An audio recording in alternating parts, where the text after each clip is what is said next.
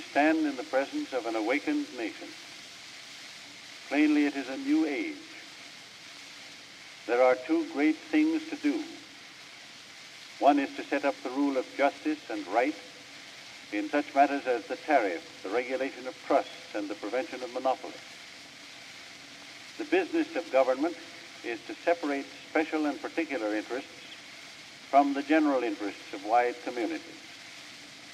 The initial task this year is to get our government in such shape that we can use it for our own purpose, not against anybody in particular, but for everybody in general.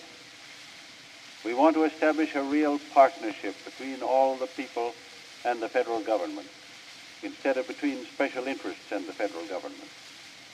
We must effect a great readjustment and get the forces of the whole people once more into play.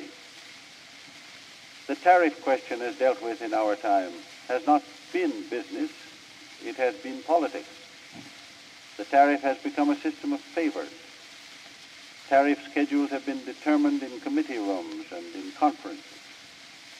The tariff becomes a matter of legitimate business only when the understanding it represents is between the leaders of Congress and the whole people of the United States, instead of between the leaders of Congress and small groups of manufacturers demanding special recognition and consideration.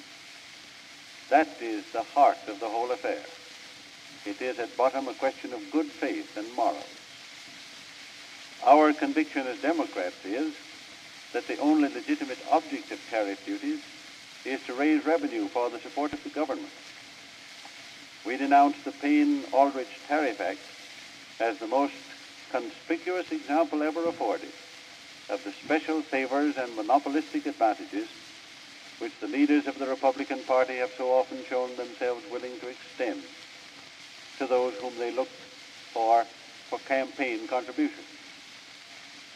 The changes which we make should be made only at such a rate and in such a way as will least interfere with the normal and healthful course of commerce and manufacture. There should be an immediate revision downward.